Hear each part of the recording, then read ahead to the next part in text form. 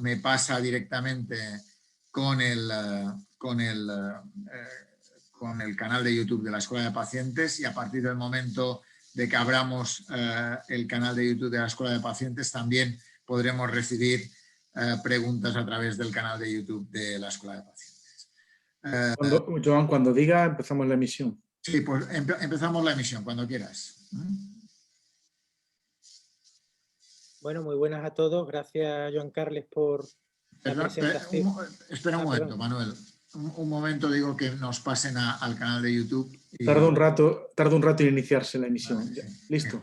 Buenas tardes a todos. Estamos en una nueva sesión de las aulas abiertas de la Escuela de Pacientes, y en este caso es una sesión abierta de cuidados paliativos.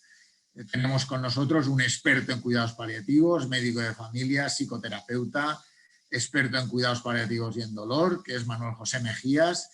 Él es médico del Distrito de Atención Primaria de Sevilla y es miembro del Comité Técnico de Cuidados Paliativos del Ministerio de Sanidad, además de ser el coordinador del grupo de trabajo de cuidados paliativos de Semergen a nivel nacional. Podemos hablar de muchas cosas. Para mí es un placer que esté hoy con nosotros. Hacía tiempo que queríamos contactar directamente y en este grupo, a través de nuestro amigo común Juan Sergio Fernández, pues ha sido posible. Por tanto, Manuel, cuando quieras, hacemos una primera parte con una intervención tuya, y a partir de ahí damos pie a que haga preguntas tanto del grupo que está en esta sesión, que está en directo, como a las personas que nos vean a través del canal de YouTube de la Escuela de Pacientes. Cuando quieras, Manuel. Bueno, muchas gracias, Joan. La verdad es que, bueno, me parece bien el formato que has planteado. La verdad que os digo sinceramente que tampoco me he planteado nada, porque lo que más me parece interesante y que suscita mucho más utilidad es las preguntas y las intervenciones. Quizá yo aprovecharía a que te tenemos a ti también como un experto divulgador y bueno, uno de los referentes dentro de todo lo que estamos viviendo en la pandemia, que bueno, el escenario que ahora mismo nos encontramos es que los cuidados paliativos, que es una visión de la medicina que trata de ayudar a toda aquella persona que sufre, que tiene muchos síntomas y que tiene al menos una enfermedad que sabemos que es avanzada, progresiva, incurable, que no hay manera de revertir esa situación, y que esa evolución indica que el pronóstico de su vida está limitado, y que, por tanto, en todo ese devenir hay un gran impacto emocional no solo para la persona, sino para todo su entorno, familia, profesionales sanitarios, y que esto crea unas situaciones complejas a las cuales tenemos que abordar, ¿no? Estamos acostumbrados a asociar cuidados paliativos con adultos, estamos acostumbrados a asociar cuidados paliativos con el cáncer, pero la visión de los cuidados paliativos no deja de ser unas gafas que deben de ayudar a las personas, a los profesionales, a ayudar a otras, para que cuando la curación no es posible, pues realmente podamos ayudar a que eso que está provocando un sufrimiento al paciente, y sobre todo ese sufrimiento que llamamos nosotros evitable, porque parte del proceso siempre va a implicar un sufrimiento que es inevitable, como parte de la vida, del propio proceso de la enfermedad, pues tratar que nosotros como profesionales podamos ayudar, ¿no? Esta pandemia ha puesto muchas cosas de manifiesto, entre ellas que el COVID, pues hay, como sabéis, pues muchas personas no lo superan y necesitan, sobre todo las últimas horas, una intervención desde este enfoque, pero que además, con esta sobresaturación del sistema sanitario, todos estos pacientes crónicos, pluripatológicos, dependientes, que también necesitan, desde esta visión de los cuidados paliativos, que al final, repito, es ayudar para cuando la curación no es posible, y que esa calidad de vida pueda tener la persona para sí misma y para todo su entorno, pues ante todo este escenario hace que sea más importante este enfoque, entiendo, a través de todos, ¿no? y bueno, por ejemplo, el dolor, como has comentado, que está muy ligado no solo a los cuidados paliativos, sino a todo en general, porque es gran parte o la primera causa de demanda asistencial por parte de todos los ciudadanos, pues bueno, que consigamos también que las unidades de dolor pues puedan ir teniendo cada vez más esta visión multidisciplinar y multiprofesional para abordar tanto a los pacientes paliativos como a los que no lo son, porque de alguna manera los cuidados paliativos la visión está cambiando, porque pensar que, por ejemplo, un paciente al que diagnosticamos un Alzheimer, ya sabemos que esa enfermedad que tiene es una enfermedad incurable, progresiva, no sabemos cuán rápido va a ser a lo mejor la evolución, pero ya sabemos que es una enfermedad que, bueno, que puede llevarle a la muerte en años. Evidentemente a esa persona le pueden pasar multitud de cuestiones y que ese proceso se acorte o a veces se alargue más de lo esperado, ¿no? Pero entiendo que esta visión es importante que la tengamos desde todos los puntos de vista de intervención de la salud para poder conseguir el objetivo, que es ayudar al paciente y a la familia, que es lo que llamamos nosotros nuestra unidad a tratar, ¿eh? Porque somos seres sociales y, bueno, tendremos a lo mejor un paciente que no tiene familia, pues necesitaremos también que tenga ese apoyo, ¿no? La famosa definición de la Organización Mundial de la Salud, que habla de que la salud no solo es la ausencia de enfermedad, sino que es el bienestar biopsicosocial. Nosotros en cuidados paliativos añadimos también la dimensión de lo espiritual, ¿no? Es decir, un abordaje lo más completo posible y práctico, que voy a contar a todos los que nos puedan estar escuchando de todos los problemas que están aún más floreciendo en todo esto que estamos pasando, ¿no? Y yo quizá con eso, ya cualquier cuestión que queráis entrar más detenidamente, sin ningún problema, pero sí quería aprovechar bueno, a poner esto en situación, porque bueno, sabéis también que hay una ley de eutanasia que va a entrar en vigor y no quiero mezclar una cosa con otra en el sentido de que parece que esto debe de ser una confrontación o algunos han querido la ley de eutanasia se ha aprobado, lo que hay que analizarla y llevarla a cabo lo mejor posible con todas las garantías.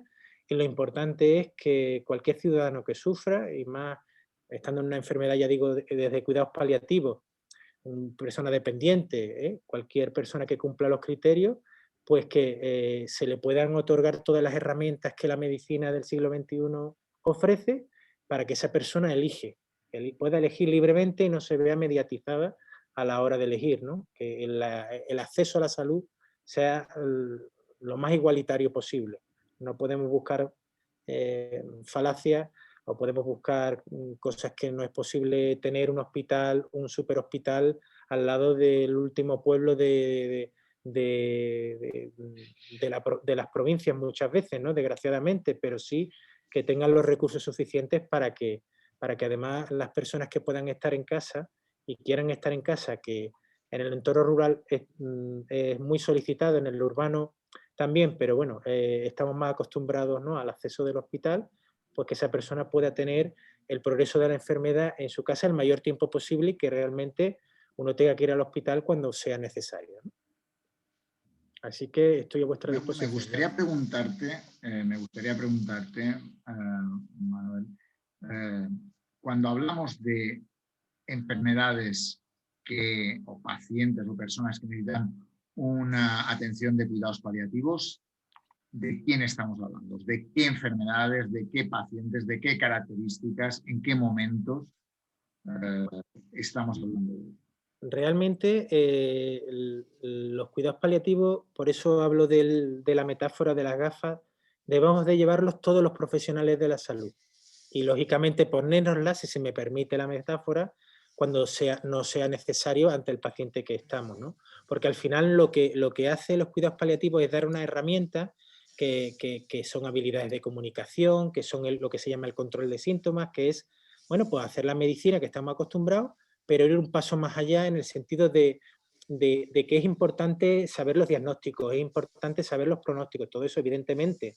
Seguimos siendo sanitarios, seguimos siendo, por ejemplo, en mi caso, médico, pero al final, si tengo un paciente con un dolor o tengo un paciente además, normalmente más de un síntoma, pues debo desde la medicina y todos los avances que tenemos, poderlo abordar, ¿no? Y desde el control de síntomas, los cuidados paliativos ofrecen una gran gama de herramientas que, ojo, llevamos disponibles afortunadamente mucho tiempo. El problema es que hay gente que no tiene accesibilidad para ello.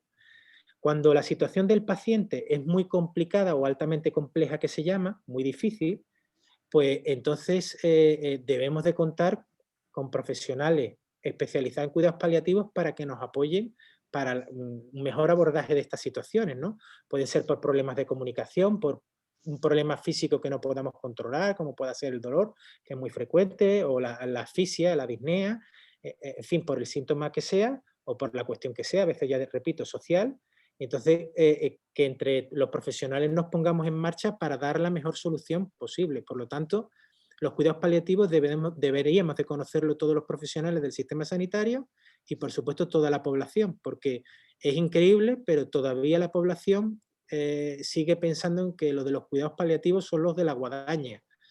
Y bueno, tiene en parte una razón, y es que muchas veces los pacientes, ese abordaje paliativo, ya sea porque los profesionales, sobre todo de atención primaria, no pueden o han hecho todo lo que han podido, o no tienen herramientas muchas veces, saben qué hacer, pero no tienen las herramientas, no tienen las medicaciones. Entonces necesitan de un equipo avanzado que se llama de cuidados paliativos. Cuando llegan los equipos avanzados, normalmente son situaciones todas muy desesperadas. Y por lo tanto, normalmente son más al final de la vida, ¿no?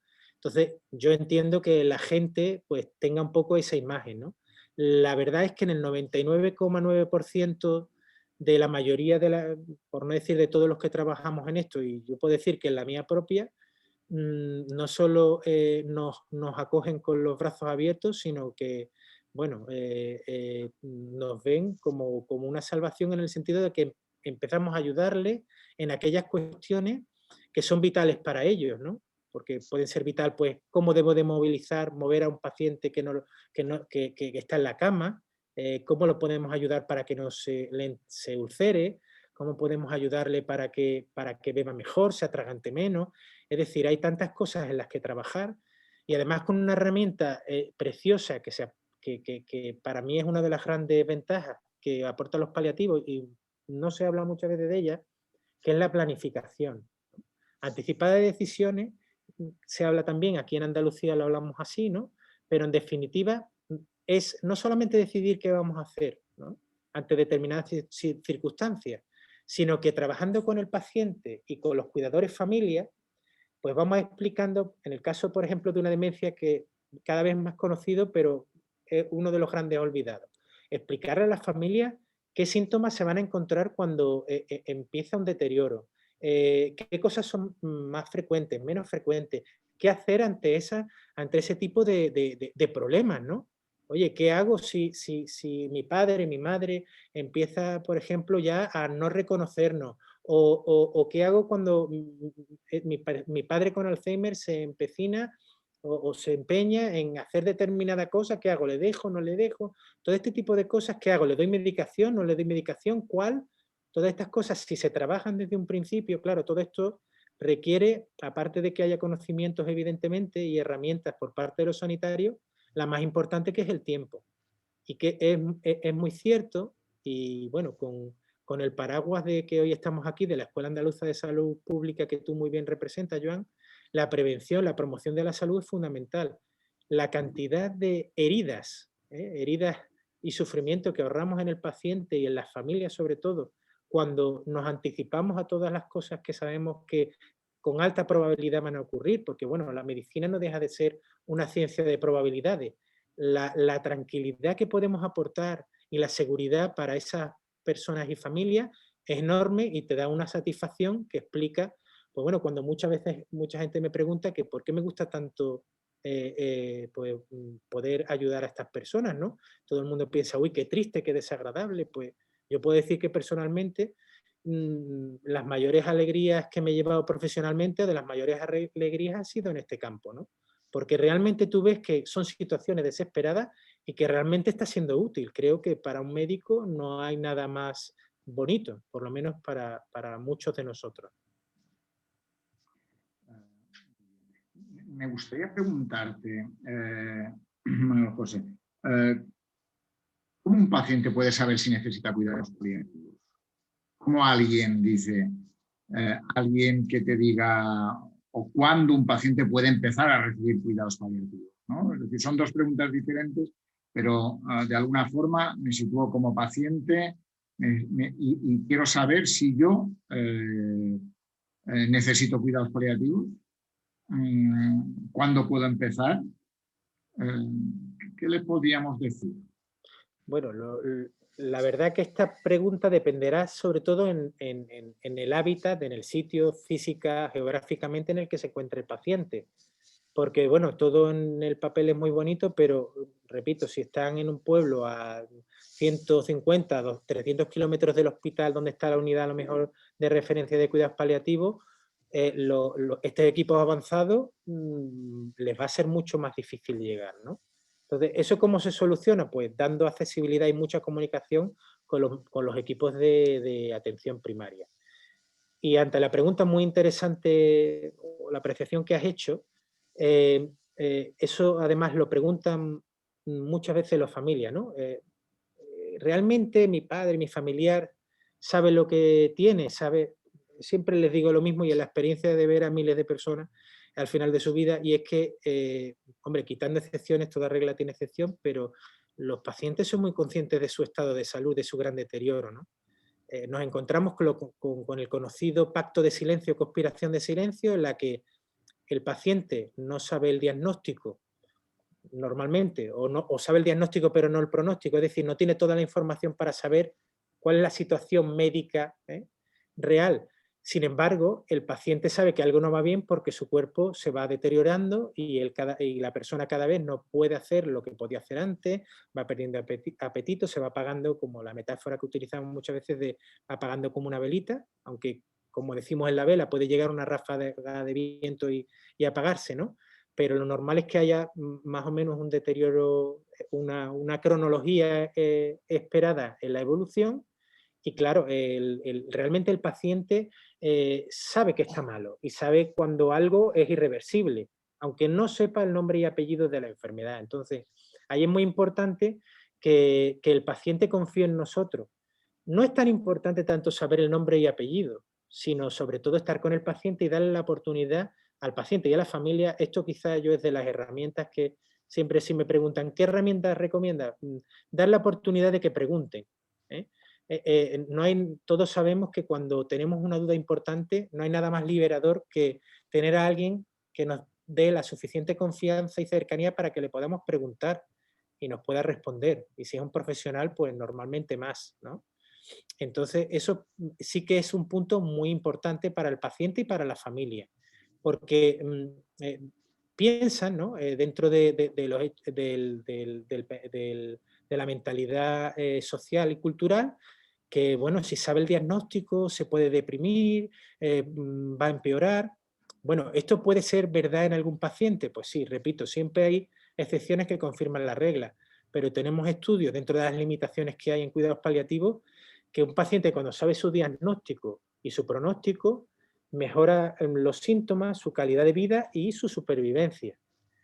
¿Esto significa que por narices los profesionales nos empeñemos? Voy a informar. Informar es un proceso que se llama, ¿no?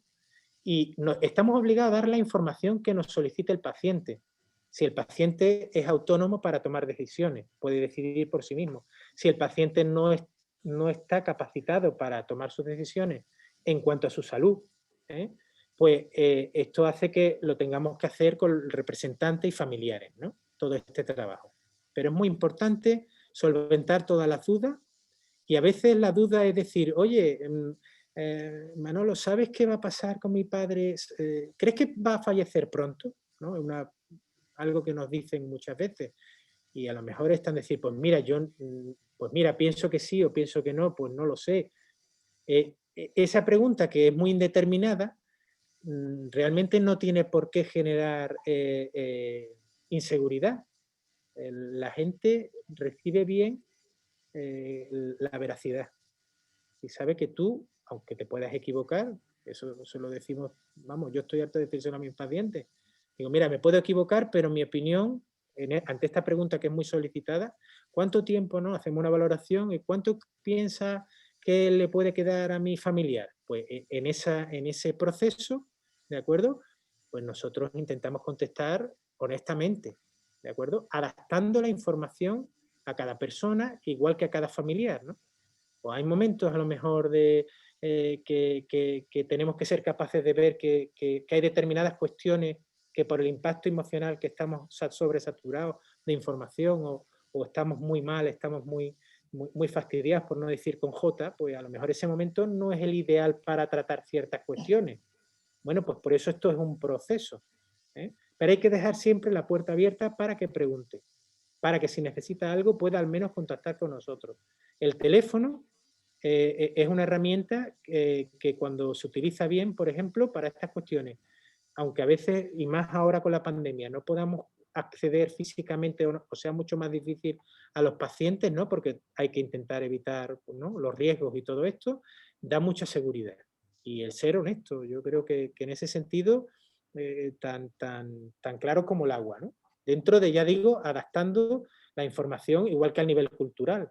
Intentar, pues no, muchas veces los médicos pecamos de utilizar nuestras palabrostias y quedamos muy bien, pero bueno, el paciente, el familiar se puede quedar, pues no me he enterado de nada. Y también es nuestra obligación, pues, hacer un pequeño feedback para asegurarnos de que la persona se está enterando de lo que queremos comunicar y sobre todo lo que necesita saber o lo que quiere saber, sepa que tiene un profesional o un equipo de profesionales, que es lo ideal, un equipo multidisciplinar que le va a dar respuesta lo mejor posible a esas demandas. Hay una pregunta, Manuel, de Piedad. También Lola Navarrete ha pedido ahora, pero voy a preguntar lo que ha dicho Piedad. Piedad pregunta, ¿cómo acceder a esos equipos? Y pregunta, ¿en todos los centros de atención primaria hay esos equipos? Los equipos normalmente dentro de la estructura que tenemos en general en España, ¿de acuerdo? Porque sé que hay gente fuera de Andalucía, aunque la mayoría que estemos conectados estamos en Andalucía, normalmente hay algunos que están en dispositivos de centros de salud, ¿cierto? Pero la mayoría están en los hospitales y a veces pues lo que se llama mixto, es decir, pues en determinados lugares solamente hay unidad de hospitalización de cuidados paliativos y otras veces solo hay a lo mejor un equipo domiciliario de cuidados paliativos que normalmente está compuesto por un médico y un enfermero y a veces solamente un médico. O sea, es decir, nos podemos encontrar o que no haya ni siquiera, ¿eh? Por lo tanto, lo que sí es importante es que los cuidados paliativos es un derecho, ¿eh? Y bueno, en Andalucía precisamente se fue pionero en el 2010 con una ley de derechos y garantías de muerte digna para precisamente que la gente tuviera ese acceso. Pero fijaros cuán importante es que la propia ley de eutanasia explica que el paciente que quiera solicitar eutanasia tiene que tener acceso a todo y, entre otras cosas, y lo especifica de forma muy precisa y muy insistente, que tiene que tener acceso a los cuidados paliativos. ¿Por qué? Porque sabemos que mucha gente que solicita eutanasia o variantes de la eutanasia, al final ya no puedo más y veo que la única solución que tengo es acabar con mi vida, ¿de acuerdo? Ahí imaginaros qué cantidad de espectro puede entrar, pues que esa persona tenga acceso a un equipo de cuidados paliativos. ¿Por qué? Ya no solo porque normalmente o puedan ser un grupo importante de enfermedades dentro de los requisitos de eutanasia, las enfermedades de cuidados paliativos, es que en realidad, repito, si sabemos lo que son los cuidados paliativos, su esencia, debemos de tenerla mucho más ampliada, ¿no? Hace no tantos años yo recuerdo que hablar de cuidados paliativos en pacientes no oncológicos, por ejemplo las demencias, cuando sabemos que la demencia, en general, englobando todos los tipos, es la primera causa de necesidades de cuidados paliativos. El 80% de los pacientes que necesitan cuidados paliativos son no oncológicos. Es verdad que los oncológicos, el cáncer, necesita muchos recursos por las características de la enfermedad, pero repito, esta visión hace falta en las demencias, pues saber cuándo se puede poner una sonda nasogástrica, en qué condiciones, cuándo, por qué, cuándo no. Hay tantas cuestiones que debemos de aprender y tenemos que tener o deberíamos de tener acceso por lo menos a un equipo de profesionales para que nos ayude al resto de profesionales a dar la mejor respuesta a eso, porque desgraciadamente es muy difícil, más por ejemplo en Andalucía con la dispersión geográfica que tenemos, que haya equipos en todos lados. Se ha luchado mucho, yo espero que se siga luchando todavía aún más porque sigue habiendo muchas deficiencias, pero porque al final el derecho a cuidados paliativos se resume en qué código postal tiene la persona, pero bueno, en eso los profesionales y la sociedad en general es la que debe de tener la palabra para pedir que los cuidados paliativos, repito, no es acabar con la vida como se ha pensado. Si se hacen unos buenos cuidados paliativos, están para eso, para la calidad de vida y ayudar al paciente y la familia en todo el devenir de la enfermedad, que son 24 horas.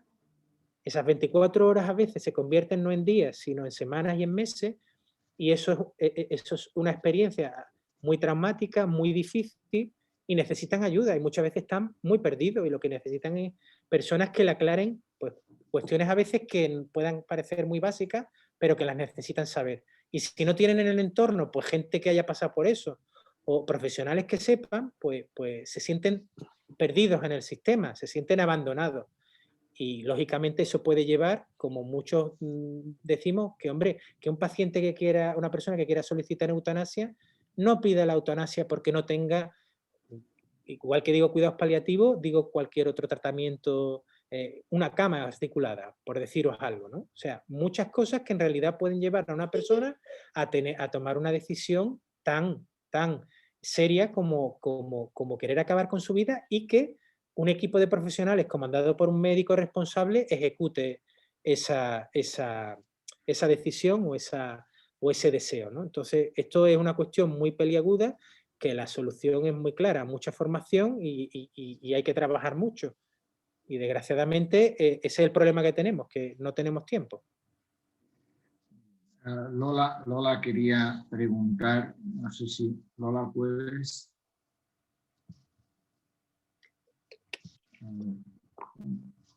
A ver, no te oímos, no te oímos. Ahora. Hola, Manuel. Hola, Lola. Gracias por tu exposición. Me gustaría que hicieras alguna referencia a las voluntades anticipadas y precisamente el momento en que hay que hacerlas, porque desde mi punto de vista es cuando una persona está sana, cuando tiene todas sus facultades y cuando puede decidir cómo quiere acabar su vida. Entonces me gustaría que hiciera una referencia a las voluntades anticipadas, que desgraciadamente no están muy extendida. Gracias. No, gracias a ti, Lola. Muchas gracias, Lola. Pues una pregunta muy interesante, porque con la futura próxima puesta en marcha de la eutanasia, el escenario cambia, porque las personas que hayan hecho voluntades vitales antes de la ley, ¿no? Pueden querer cambiarlas. Bueno, eso no debe de ser un problema. Las voluntades vitales, a mí me parece que es un ejercicio muy aconsejable. Problema práctico, y lo digo con toda honestidad. Como hemos hablado que todo esto es un proceso, ¿verdad? ¿Sabéis con quién firman los pacientes, las personas? Bueno, digo los pacientes, perdonad por la deformación, cualquiera lo podemos hacer sin ser paciente, afortunadamente. Lo firman con un administrativo. O sea, el hacer unas voluntades vitales anticipadas necesita un equipo de profesionales, o al menos un profesional, normalmente es el médico, no es que yo quiera ser autorreferencial, sino como el mayor responsable de los equipos sanitarios, el que sea, la persona que sea, para todas estas dudas que surgen, aclararlas, porque los que hemos analizado las voluntades vitales, los contenidos son muy etéreos, no está bien definida la cosa, ¿no? Imaginaros, ¿no? Bueno, pues una persona pone, pues yo si cojo una demencia, quiero que cuando no empiece a conocer a mi familia, se me ponga la eutanasia, ¿vale? Voy a ponerlo ahí, toma, un ejemplo ahí duro, Bueno, ¿qué pasa? Que la demencia es, y depende del tipo que sea, que hay variaciones, ¿no?, en su presentación, pero en definitiva, es una enfermedad que va por procesos y va por evoluciones, va cuestecita, bajo, no recupero prácticamente nada y sigo hacia abajo otro poquito más, ¿no?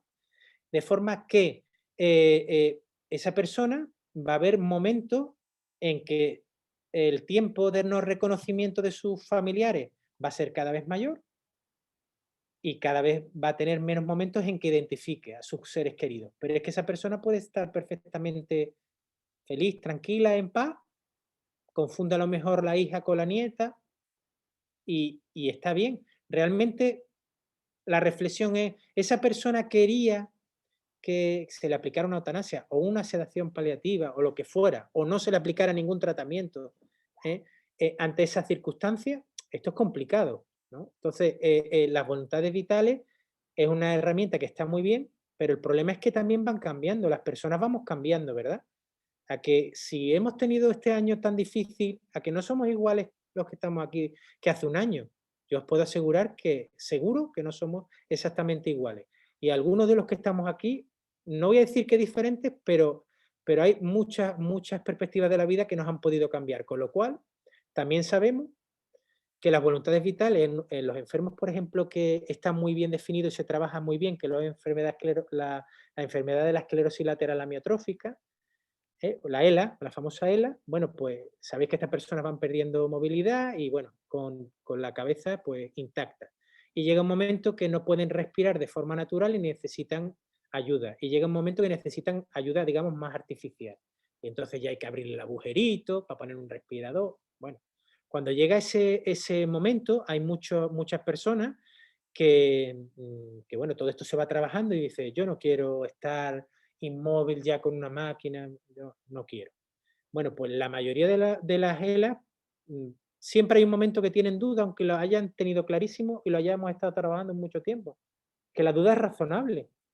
Oye, porque sabe que si no hacemos le ponemos ese respirador y le hacemos ese agujerito, ya no va a poder respirar bien y entonces eso va a conllevar a que vaya a fallecer.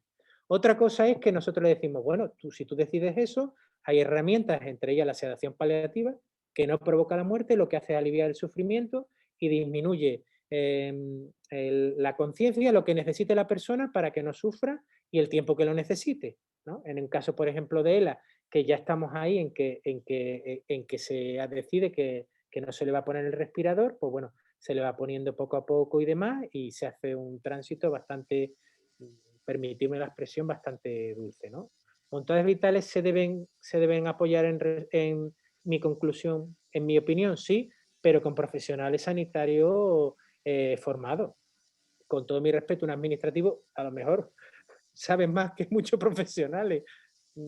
Hemos visto de todo en la vida del señor, pero bueno, no es la persona a priori más indicada para resolver todas estas cuestiones, que eso queda por escrito, y pensar que ante una persona que en ese momento no pueda decidir, nos vamos a las voluntades vitales anticipadas.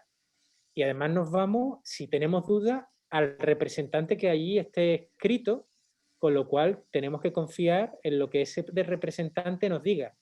Y la función del representante siempre es, y hay que aclararlo muy bien, que tiene que tomar no la decisión que quiera para sí, con su familiar, sino la que esa persona sabe o entiende, mejor dicho, que su familiar o su conocido tomaría si pudiera decidir, si pudiera comunicarlo, expresarlo con capacidad para ello, ¿vale? Muy bien. Tenemos una pregunta que me gustaría que explicaras qué consejos tendríamos que dar a las familias. Consejos para el familiar de una persona que ha empezado en cuidados paliativos. ¿Cuáles son los consejos que daríamos para él? Hombre, yo no sé si un consejo, le diría que tiene derecho a que ellos sean atendidos también. Porque, bueno, la mayoría de los pacientes van a estar en casa, con sus familiares, su entorno. ¿Quién los cuidan? Pues su entorno. Los profesionales vamos, estamos un rato y ya está. Entonces, al final, si queremos que las cosas se hagan bien, debemos de hacer un trabajo en equipo con los cuidados, con el propio paciente, en lo que él o ella puede hacer y en su entorno. Y tenemos que cuidarlos, porque si se nos cansan, a lo mejor hemos trabajado mucho y el enfermo quería terminar y fallecer en su casa y llega un momento que muchas veces la famosa claudicación familiar, es decir, que la familia está muy quemada porque son cuidados muy intensos en mucho tiempo y si no las cuidamos, esa persona termina en el hospital. Hay muchas personas que desgraciadamente de este abanico, y no es un número despreciable, y se han hecho, vamos, muchos análisis económicos al respecto, en las camas de los hospitales muchas veces, cuando realmente un buen soporte en el domicilio, porque esa persona quería estar en casa o incluso en la residencia, hace que el hospital, pues eso se deban de utilizar para lo que se debe de utilizar un hospital, que es para cosas agudas, para cosas que necesitan por narices y con perdón el hospital, ¿no? Para procesos que se pueden manejar en casa o residencia como, digamos, un tipo de casa especial, pues no necesitaríamos el hospital, salvo que a lo mejor el hospital para hacer alguna prueba o un ingreso limitado, ¿no? A las familias, sobre todo, les diría que tienen que, si necesitan ayuda, tienen que pedirla.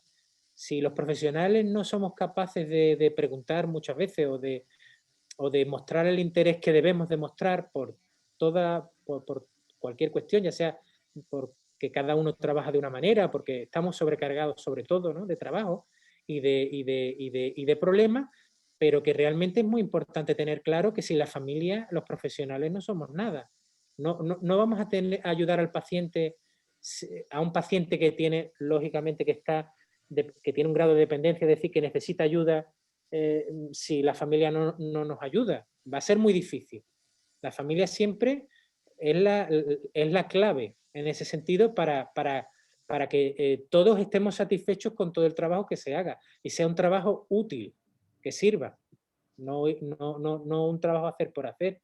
Y es verdad, repito, que muchas veces por eso la herramienta de la comunicación es que a veces el tratamiento no es un medicamento, sino a lo mejor coger al familiar o a los familiares, explicarles determinadas cosas o ayudarles a que se desahoguen. Es verdad que muchas veces los que estamos en cuidados paliativos parece que tenemos esa fama de, no sé, de que hacemos de psicólogos. Desgraciadamente, no todos los equipos tenemos psicólogos, ¿eh?, ni trabajadores sociales en los equipos de paliativos, cada vez más. Bueno, pues todos esos profesionales, las unidades de dolor cuando tenemos casos complejos, es decir, todo eso debe de hacer que una persona, tenemos que luchar entre todos para que tengan acceso a todas las herramientas y en el caso de los hospitales, pues el tiempo que lo necesite, pero si no lo necesita más porque lo va a utilizar y las familias necesitan su espacio, ¿no? Por eso está la escuela de pacientes, ¿no? La escuela de pacientes no solo para el paciente, es que está orientada para la familia. Tengo clarísimo que el éxito, por decirlo de alguna manera, de que se cumplan las expectativas de un paciente y de su familia, haciendo un buen trabajo y teniendo a la familia como un pilar fundamental. Una pregunta más actual, y es el ámbito, el tema de casos COVID. Un poco casos COVID y cuidados paliativos. Me gustaría que nos dieras algunos consejos para las familias, para quien nos escuche, ¿no? Porque es evidente que probablemente en esta época COVID-19 el duelo ha sido muy complicado, muy difícil, sobre todo en la primera ola. Probablemente a raíz de cómo ha avanzado la enfermedad ha mejorado algo, pero sin duda aún con muchas dificultades. Entonces creo que hay muchos pacientes que nos han preguntado qué es lo que hay que hacer, cómo hay que hacer, qué podemos pedir, ¿no? Porque las situaciones que ha habido son sin duda alguna muy duras. ¿Qué les podríamos pedir? Hombre, la familia tiene, hombre, con todas las garantías del mundo, evidentemente, y las circunstancias muchas veces son las que mandan, tiene derecho al menos un familiar, así está establecido, afortunadamente ahora, como tú muy bien has comentado, para que pueda acompañar en los últimos momentos a su familiar. Es muy duro. Afortunadamente, por eso también los sanitarios están ahora tan cansados, porque muchos de ellos han hecho, si se me permite, ese papel, porque es que si no los pacientes morían literalmente solos.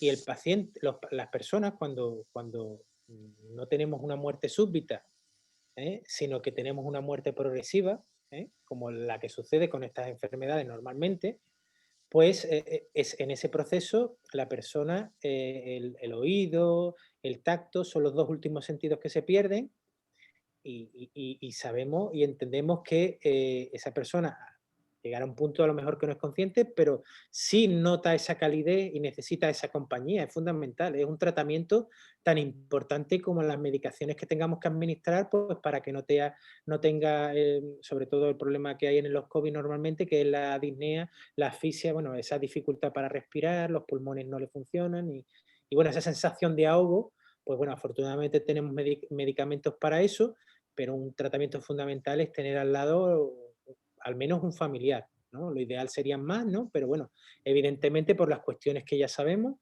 del COVID, pues esto no puede ser, pero hay que intentar, hay que hacer todo lo posible y eso muchas veces nosotros, entre nosotros profesionales, insistimos en que esto tenemos que luchar para que no se, porque vivamos estas situaciones tan deshumanizadas, ¿eh? Como las personas se han ido pues eso, como si fueran, no sé, iba a decir animales, no digo que los animales están como objetos, ¿no? O sea, ha sido realmente devastador, ¿no? Y eso debemos de exigirlo en la medida de lo posible, porque si tenemos un paciente COVID en el ámbito que sea, con las medidas oportunas que todos conocemos de precaución y que los profesionales pues le insistiríamos, con un equipo de protección, pues puede estar al lado de esa persona, por lo menos, bueno, si no puede ser todo el tiempo, pues una parte del tiempo, en fin. Hay que buscar lo mejor dentro de las condiciones que tengamos. Lo ideal es que estuviera rodeado de toda su familia, evidentemente. Ojalá, a pesar de que la COVID siga, esto se pudiera conseguir. Pero es difícil porque es que además en los espacios físicos de los hospitales, y ahora que estamos en la tercera ola, ¿dónde pones al familiar? En fin, es muy complicado. Y yo entiendo que por la realidad asistencial, a veces, aunque los profesionales queramos, habrá casos en que no sea posible. Pues tendremos que buscar alguna manera de que esos pacientes que sepamos ya que van a fallecer, que sea esperable y que no sea mucho tiempo, pues que podamos ponerle una dependencia, digamos, independiente, con intimidad, para que el familiar pueda despedirse, al menos despedirse, porque como tú muy bien dices, ¿qué duelo se puede hacer con eso, ¿no? Una persona que la has visto, le has dado un beso, la has visto hoy y dentro de 2, 3, 4 semanas, 5, 6, no la has podido ver, eso sobre todo en la primera ola, y ya no te puedes despedir de ellos. Despedirse es muy importante para el que se va y para las personas que nos quedamos. Es fundamental, una parte del ciclo que hay que cerrar. Así ya para terminar. Teníamos de alguna forma, este tema no cierra una petición que hizo Lola Navarrete de hacer una sesión alrededor de la ley de eutanasia, ¿no? Que sin duda alguna es un ámbito que la nueva ley abre y que seguramente es bueno e importante que todo el mundo conozca, ¿no? Pero me gustaría un poco terminar preguntándote cómo mejorar la muerte en el hospital. Es decir, todo el mundo, mucha gente piensa mejor morir en casa y seguramente sería un deseo cuando alguien está razonablemente bien poder morir en casa, pero también podemos mejorar la muerte en el hospital. ¿Cuáles son las claves de una buena muerte en el hospital? Vale, lo primero, tú lo has comentado ya en la pregunta, es que lo que realmente preocupa y lo importante es que ese proceso de morir, ¿no? Ese final de la vida, porque la muerte al final es un instante, bueno, ese proceso se haga bien y la persona no sufra. Que hay muchas personas que no necesitan medicación ni ningún tipo de, vamos, 4 cosas muy básicas, pero no necesitan ni siquiera medicación. Y eso a lo mejor esa persona está en el hospital o está en el domicilio. Evidentemente, no es morir en domicilio por morir en domicilio. Ojo, morir en domicilio con las garantías de que esto se garantice y se puede hacer. Con la coordinación entre atención primaria, los equipos de urgencias, equipos de cuidados paliativos, se puede hacer, ¿vale? En el hospital, desde luego, la humanización de la asistencia, que esto se lleva hablando muchos años. y evidentemente más en el final de la vida. Esto al final, la muerte nos da miedo a todos, a los profesionales también, y de alguna manera hay que aceptar como profesionales que siempre, y especialmente los médicos y los enfermeros, lo hemos visto como el fracaso de nuestra actividad profesional, pues hay que verlo, que en estos casos, evidentemente que ponemos todos los medios, que además es lo que nos obliga la ley, obligación de medios, de garantizar que esa travesía del final hasta la muerte sea lo más dulce posible, la mayor calidad posible, lo que se llama la muerte digna, ¿de acuerdo? Pues eso se haga con las mayores garantías posibles, lo que cada persona necesite. Y en el ámbito hospitalario, evidentemente, hace falta estructura. El hospital, desde la propia arquitectura, no es un sitio bonito para morirse. Parece una tontería, pero también influye. Para todo esto, lógicamente, hay que tener una especial sensibilidad, mucha formación en los profesionales y después, repito, evidentemente los profesionales que ya están adiestrados en estas cuestiones, cuando ya saben qué es el final, pues está en planta, no precisamente a lo mejor de paliativo, pues ese profesional se pone en contacto con la familia porque sabe que en horas va a fallecer porque sea complicado o ya ha visto que dentro del proceso, digamos, natural, pues ya está llegando el final y tenemos que ayudar a que esa persona no esté sola. Esa es, lo hemos comentado antes, es un punto fundamental por la persona y por la propia que se va a ir y por la gente que va a tener ese duelo de esa persona que se va, ¿no? Entonces, es fundamental. Y la muerte no debe ser tan tabú. Evidentemente, los médicos estamos para salvaguardar la vida, pero no a cualquier precio. Por eso también lo de la eutanasia entra un poco en conflicto con nuestros códigos deontológicos, el que rige nuestra profesión, porque claro, nosotros debemos salvaguardar la vida, no a cualquier precio, pero debemos salvaguardarla, ¿no? Todo esto, bueno, pues ya veremos cómo cada comunidad autónoma va articulando todas estas cuestiones tan difíciles que la ley no especifica y después se deben llevar a cabo, ¿no? En el hospital, desde luego, mucha formación y verdaderamente no solamente deben de estar los equipos de paliativos para eso, porque si cogéis cualquier hospital, en todas las plantas pueden fallecer gente, y entre ellos, por ejemplo, las plantas de pediatría. Los pediatras normalmente hacen este trabajo magníficamente, apoyan al niño, a los padres, pues, fundamentalmente, hermanos, todo esto lo hacen. Ese acompañamiento hay que hacerlo, tiene que ser parte del tratamiento. Y bueno, hay que buscar, pues el que no tenga o tenga más dificultad de conocimientos técnicos, pues dárselo, o no sepa, pues tenga alguien que consultar. Las interconsultas famosas, es decir, cuando un profesional del hospital tiene alguna duda sobre alguna cuestión y tiene que llamar a otro especialista, le hace esa interconsulta, pues para eso en los hospitales debe de haber, y en la mayoría hay de hecho equipos hospitalarios que responden a esas interconsultas, ¿no?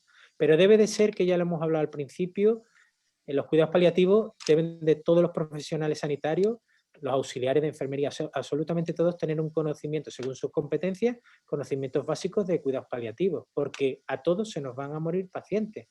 Estamos estando en primaria, estando en urgencia, en las plantas, en fin, en todos sitios, en mayor o menor medida. Evidentemente, a mayor medida, pues te tendrás que formar más, ¿no? Esto es igual que el que tiene que operar más fracturas de cadera, pues se formará más en fracturas de cadera, no significa que no sepa tratar otras fracturas, ¿no? Pues esto un poco también es igual, ¿no? Y tener esa sensibilización de que no debemos de intentar evitar que en estos tiempos tan difíciles por la COVID debemos de proteger la humanización más que nunca.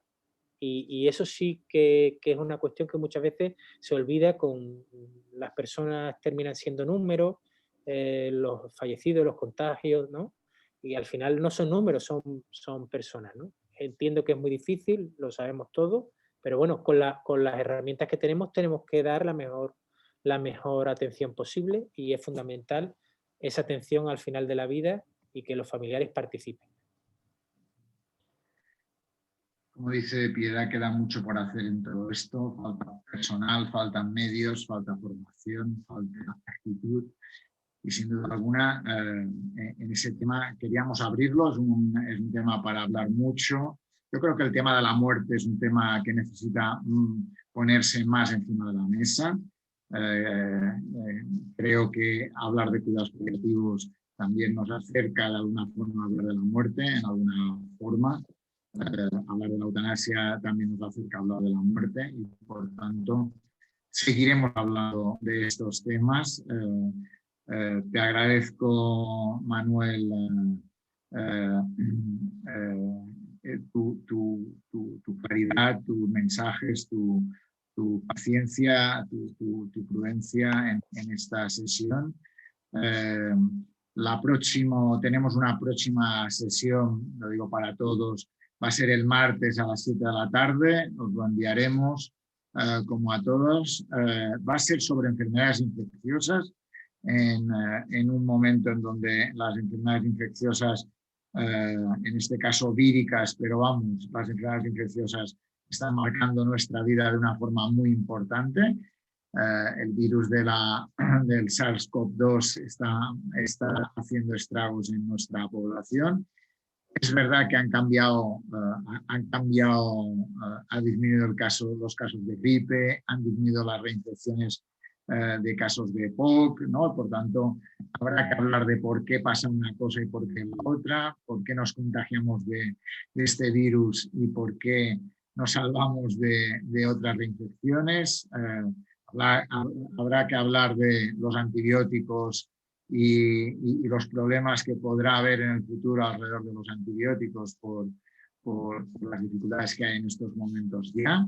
Es decir, tenemos muchos elementos para hablar el próximo martes, 7 de la tarde, con Tomás Remesal, que es médico de familia y que, igual que Manuel José Mejías, que ha estado con nosotros hoy, el martes que viene vamos a estar con Tomás Remesal.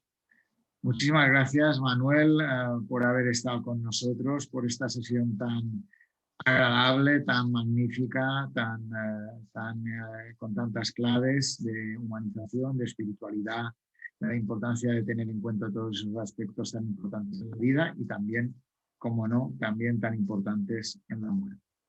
Muchísimas gracias a todos y a todas, como siempre, gracias por estar aquí con nosotros en la Escuela de Pacientes. Os agradecemos vuestra presencia un día más con estas sesiones que seguiremos la semana que viene. Muchísimas gracias. Como dice alguien, inspirando humanidad. Muy bien. Adiós.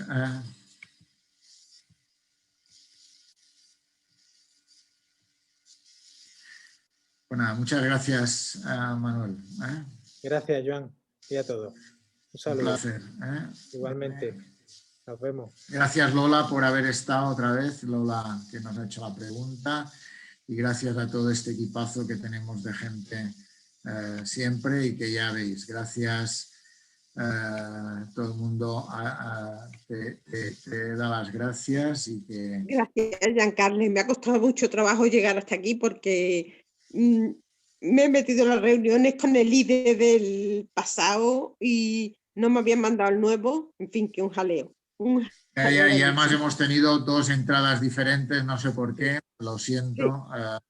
Es que eso yo me he dado cuenta porque hablaba con Manuel y estaba en otra sala. Y José Luis, que está aún aquí, estábamos en la otra. Pero decía, yo no veo a Manuel. Entonces, al final, marcando el enlace que tenía directamente, he visto que eran 2 enlaces diferentes. En fin, la vida, todo se arregla con buen corazón y buena predisposición. Por supuesto que sí. Encantado. Un placer. Muchas gracias. Un placer. Cuidar mucho. Igualmente. Adiós. Giancarlo, cuando puedas, un momentito quiero decirte una cosa. A ti. Cuando quieras, Lola. No, yo lo que te quiero decir, ¿te lo puedo decir ahora?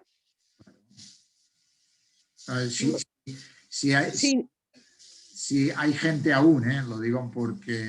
Bueno, pero no, es una sugerencia que puede oír a todo el mundo. Yo lo que digo es que solo tratamos enfermedades. que no tratamos cosas de salud, de bienestar, de cómo estamos nosotros, de llevar la vida cotidiana, de cosas de salud, no solamente enfermedades. No sé. Eso que sepas. Hemos hecho muchas sesiones de alimentación, de ejercicio físico, de autoestima, las hemos hecho y las seguimos haciendo. Ahora tenemos un ciclo que hemos pactado con la SENFIC y Semergen, con la Sociedad Andaluza de Médicos de Familias y con Semergen, ligados a problemáticas concretas ligadas a enfermedades. Pero te digo, estamos trabajando con los colegios de fisioterapia para hacer sesiones de fisioterapia. Retomaremos también sesiones ligadas a la alimentación, al ejercicio físico, sí. Ámbito emocional. Seguiremos, es decir. Yo soy enfermera, ¿no? Entonces también noto la falta de la visión enfermera aquí. Sí, pero también que sepas que hace tiempo, igual que cuando pedimos a Semergen y a Sanfic hacer estas sesiones, también lo pedimos a SANEC, a la Asociación de Enfermería Comunitaria, ¿vale? Pero se le puede pedir al colegio. Ya, pero digo que se le puede pedir al más que nada porque al tenemos colegio una relación, ¿no? Pero podemos hacerlo con el colegio también, ¿no? No tenemos ningún... Claro, yo tengo relación con el colegio. Es decir, pero que sepas que nosotros lo hemos hablado y lo vamos a hacer. Es decir, pero todo es un proceso. Es decir, que ahora se han metido los médicos y estamos haciendo sesiones con las dos sociedades de atención primaria, pero vamos a abrir a enfermería, a fisioterapia, a profesionales de la psicología. A trabajo social. Es decir, que no dudes que nuestra visión, que siempre está ahí, si tú ves nuestros blogs, hablamos de cocinar rico y sano, con recetas todas las semanas que hay. Yo no tengo Facebook, ni Instagram, ni nada de eso. No, pero vamos, si no, en todo caso, cada semana os voy a poner en las sesiones una receta que tenemos para poder seguir. Vamos a abrir ahora un espacio también sobre hacer paseos y excursiones, lo digo porque... Y me refiero también a cuidados, a cómo cuidarnos nosotros, cómo llevar la vida cotidiana. Yo, por ejemplo, tengo una serie de dificultades, entonces cómo he adaptado mi casa, cómo se adaptan los baños, cómo se hacen ciertas cosas. Cuidado. Lo que se llama pero que sepas que lo vamos a hacer. Lo vamos a hacer y lo hemos hecho. Ha habido muchas enfermeras que han estado aquí con nosotros y las va a seguir habiendo sin duda alguna. Y el tema de cuidados para la escuela de pacientes es lo fundamental. Es lo fundamental. Muchas gracias. Y perdona. Muchas gracias. No, encantado, más faltaría. Un placer. Hasta luego.